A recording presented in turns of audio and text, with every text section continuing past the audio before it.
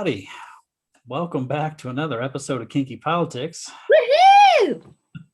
This will be a interesting one, a kind of a bittersweet one, but haven't seen my face for, I don't know how long it's been, 2, 3 weeks, something like that. And might not see my face for a while again, but yeah, so we're going to talk about the journey that has been Kinky Politics so far. I know. Oh my gosh. For those of you who have been on our start of the show, obviously are very familiar with the both of us. And Chris is not really saying, but Chris is going to be leaving the show and starting a new journey with new employment and likely a new place in the future, or in the very, very near future. And kind of like, restarting in a lot of areas of his life. And, it just seemed like an appropriate time, I think. If I'm wrong, please correct me, Chris. For Chris to kind of just put Kinky Politics on pause and figure out what's happening with him and where, he wants to go. And, and geez, well, we wish him well, but I will definitely miss you, Chris. And, talking with you has been such, gosh, it's been interesting and fun and therapeutic and, such a stress reliever in a lot of ways, getting a chance to talk about what's current and also what's not, just crazy crap that we come up with, I guess. And am I right to say those things? Is that how things are looking? Yeah. Yeah, I have a lot of I guess what's to say, I have a lot of balls in the air right now. And I was just kind of feeling like had too much on my plate, which was kind of very odd because when we first started this, I didn't really have much going on. And I've been getting more involved kind of in my local community, trying to get involved with like local politics and local groups. My employment situation, as we've talked about in previous episodes, has become quite unstable to where I'm having to kind of dedicate a lot of time to find other employment or try and, find something that's going to be stable so I don't have to worry about homelessness and all that. And then my living situation has kind of become a problematic to where I'm having to get out of my place. I've been having an increasing rodent problem.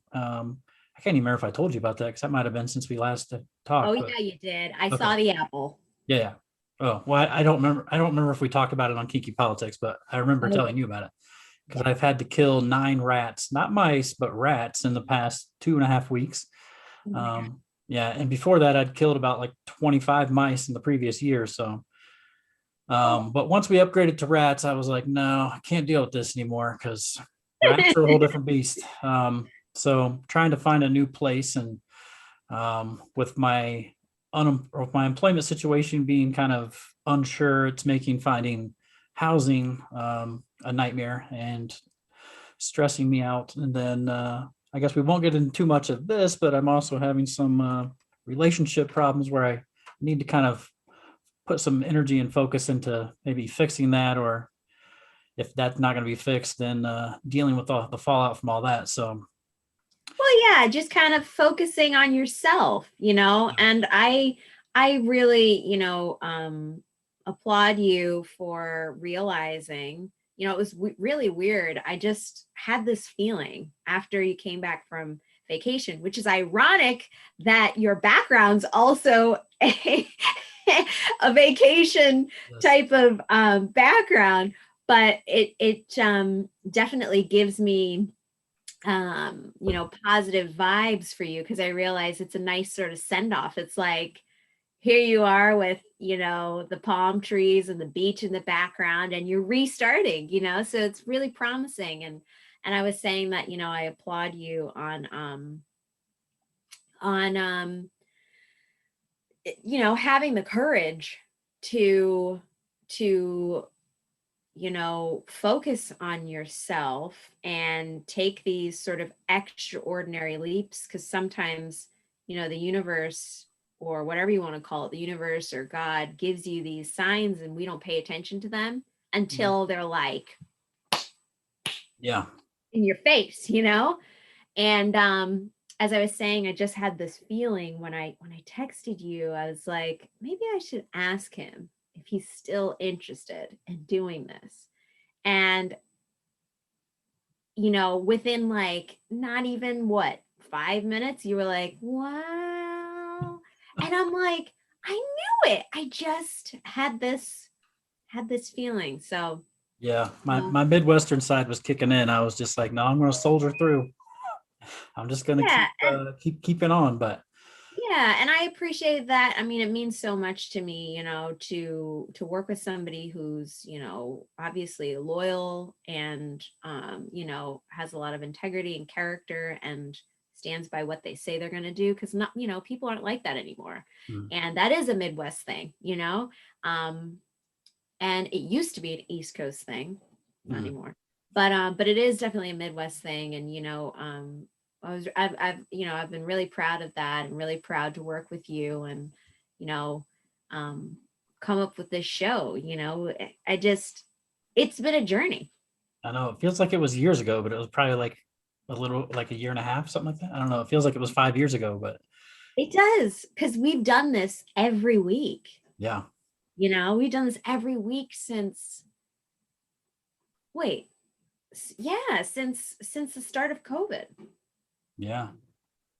Yeah, it's been a little while, but feels like it's been a lot longer because yeah, I was kind of thinking about like how it's really helped me with a couple of different things, like being comfortable on a camera. Now when I do these Zoom calls, because everything's Zoom calls now. Used to when I would do Zoom calls, like I would never talk. I would, just did not participate. I would listen, but now I just feel much more confident being in front of a camera and kind of talking and expressing myself to sometimes strangers, sometimes not strangers, but that whole I guess fear of judgment type thing has kind of gone away once you're kind of putting yourself out there to the world every week. You don't really care what a group of 15 people are really thinking about you, but It's it's, true. it's And been you, it's been kind of interesting. Like it's really helped me grow kind of my confidence and that kind of thing. And even like when I do interviews now, I just feel, I don't know, much more confident just kind of being seen and being under the microscope and stuff like that now. Because when I haven't really watched the first episode or two, but I'm sure if I did, I would probably notice that I looked um, probably much more nervous than I do now. yeah, true. I mean, true. I mean, I remember I just put you, I remember thinking to myself, I know he's never done this before, but what the fuck? Who cares? And I'm like, Chris, you're going to open and close the show.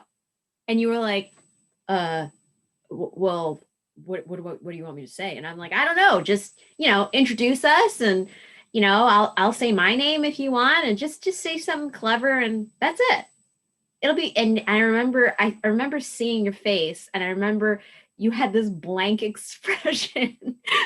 And I thought, oh shit, like he's never gonna come back.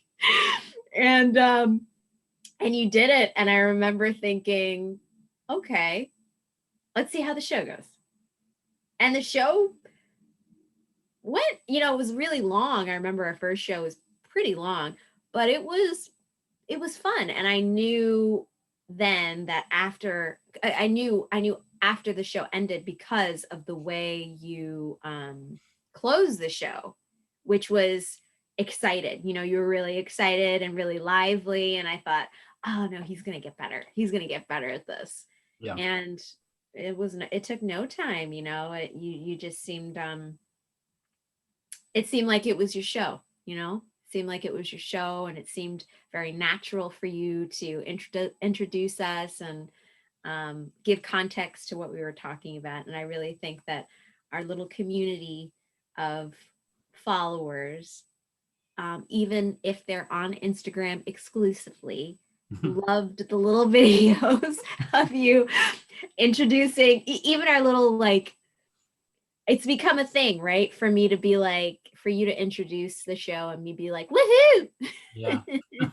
Which I don't know why it's a thing, but it just happened to be a thing, and we rolled with it, and it was very impromptu, and it's been impromptu, but it's been something that we do. And I think that strangely enough, the opening of the show Mhm. has always gotten me excited to talk about whatever. And I think that's because, you know, we start on such a positive and hopeful note about what we're going to engage in, Yeah. you know? And so it sets it would just, every time we do the opening, it always sets the tone for the show. You know, I always know, like, it's going to be a good show no matter what. Like, it's going to be a good show, you know? And Mhm. it always is, even if it's like, you know, an hour and a half long. Sometimes that happens. Every once in a while that happens, or maybe every other week that happens. Yeah. Um, but um, but man, I'd say we've, there's been lots of growth,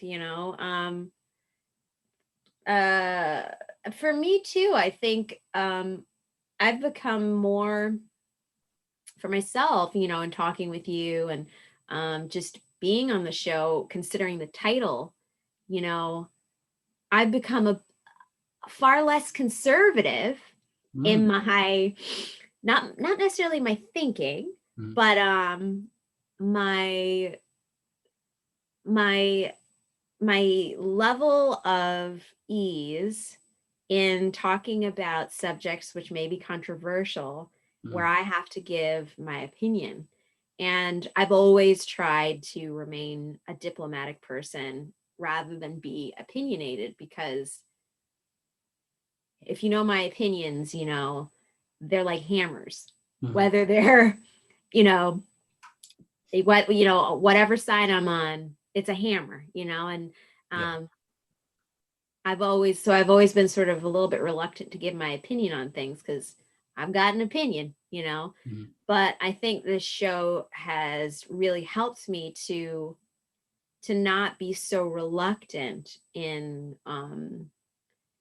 giving my personal idea, despite what anybody thinks or what anybody says, or what researcher has proclaimed anything. I just provide, not unsupported information, but at least my feelings or my thoughts or ideas about particular subjects which are hard to talk about. And that's a huge growth, because talking about politics is hard. It's taboo to talk about politics. Yeah. Sex, religion, and politics is something that you don't talk about. And the fact that our show is all that: sex, politics, and power, Yeah. sex, money, and power, really.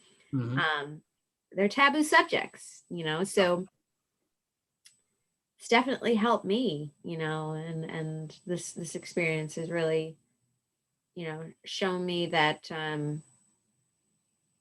your opinions they matter, Mhm. but more than that, they're valid, Yeah. you know and I didn't always think, like, I've always been someone who's like, well, it might not be a good idea to share your opinion right now. Yeah. Might be for the good of, the room, to just keep that to yourself. Yeah. I completely can relate to that in a way, because the kind of circles I've been running in, especially with my union activity and kind of locally here, are predominantly socialist and predominantly anti kind of, well, let's just say that they don't want to hear people like me speak. They basically are are always making it known that like whatever I have to, or whatever people like me have to say is not really what they want to hear from.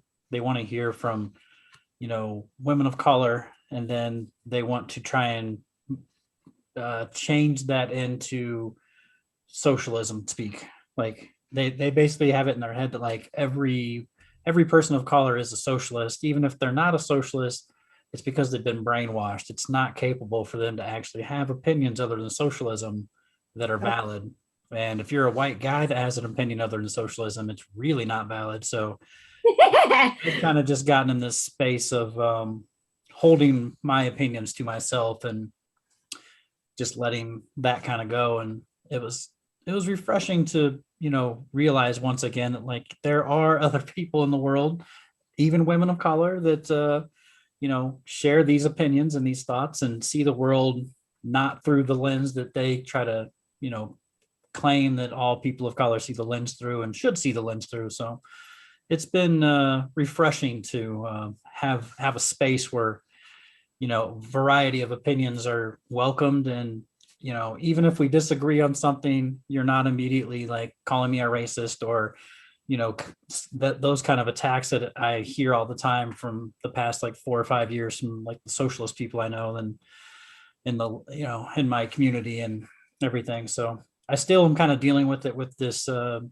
of my local involvement a little bit, but it's at least giving me the confidence to push back a little bit more on it, like in ways that I feel are appropriate. Like, hey, I know for a fact this, you're not speaking for people of color right now. Like I know plenty of people of color that disagree with you. Whereas before I just would have sat down and been like, let them pretend like, usually it's like kind of more educated white leftists from like maybe Ivy League school or something, trying to tell me like people of color think this, this, and this. And it's like, that's not what my friends of color think though. Like, so, but before I wouldn't say anything. Now this has kind of given me, the confidence and the safety to feel like validated to actually bring those points up sometimes now. I get that. I understand that. So favorite moments, either from the show or, from working together. What are some of your favorite moments or a favorite moment? Or a favorite show? It's kind of funny. Like the thing that just immediately popped in my head was once we realized that we could do backgrounds. I feel like it just took us to a whole other level. Or when I got the blazer, that was a good moment for me. Like I felt really excited to get my first ever blazer as an adult. Yeah. I don't have it on right now, but I do have it. Yeah. You're looking sharp. You were looking spiffy in that. Yeah, definitely. I remember when we first decided, fuck it. Let's get blazers for the show, which we never wear. But it was a good idea. And it definitely, I think wearing them made me feel like some kind of political analyst, which was really cool. Yeah. I felt like, oh, we're official. We're doing this shit, Yeah. I wish I would have sort of continued that, but that's all right. Things happen. Yeah. We're as smart as the View now. Yeah. It's been an evolution. I think honestly, probably one of my favorite episodes has to be one of our recent ones, which is the Brazilian butt death. That was certainly interesting. Yeah, I didn't know that. I mean, when you brought it up to me, I was like, wait a minute. Yeah. People are actually dying of this? Like, and it's this like a statistic that is being reported because there's actually quite a few deaths over it. This is crazy. Yeah, I didn't know anything about how I thought it was just like boob jobs, or I thought they were just putting like, like silicone in girls' butts. I didn't realize they were taking fat from one part of their body and inject it in another part, and it can get absorbed in the bloodstream and kill you and all. And it's crazy. Yeah. That was a very, very eye-opening episode for sure.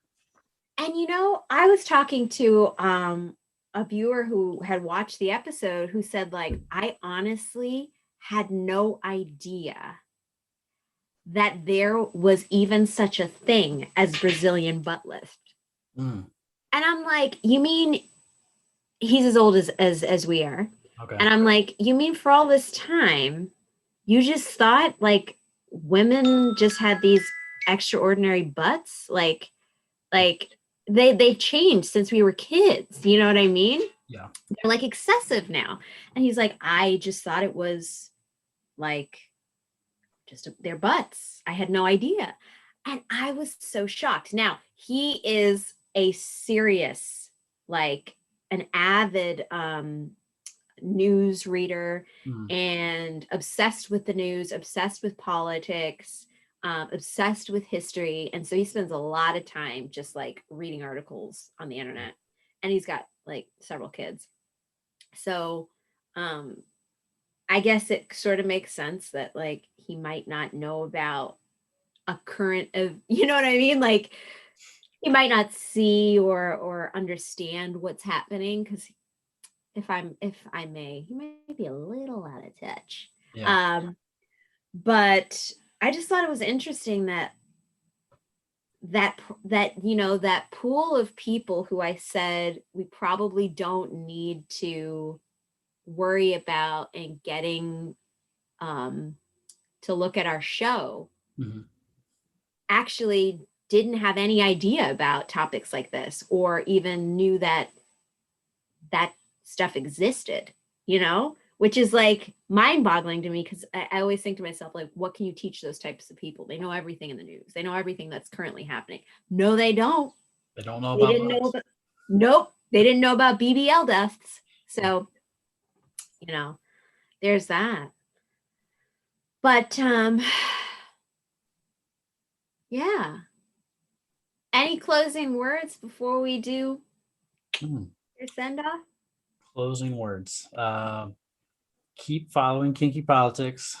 It is kind of weird, like when I was on vacation, seeing like an episode pop up with me not in it. But I will still support. I will still continue to watch, and yeah, hopefully you continue to grow. And yeah, everybody just keep watching, keep supporting, and hopefully you can turn Kai into a superstar. Oh, whoa. That was a nice send off. Thank you. We'll miss you, Chris, and wishing you the best of luck. And you're always welcome back if you ever want to do like a sub episode or an episode where you're like, hey, I just feel like chatting. Yeah, I Got some definitely probably time? will because yeah, it's been a few weeks and I have definitely missed talking to you. So yeah. No, that makes me feel so good, so special. On that note, please close us out. All right, everybody. Another great week, and this is weird. The last time, maybe, well, not the last time. Last time for a while, but everybody, like, share, subscribe below, and until next week.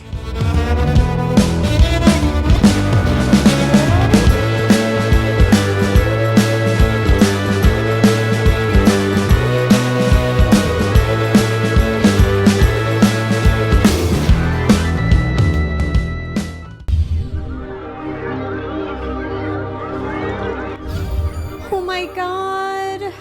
Orange is not my new black.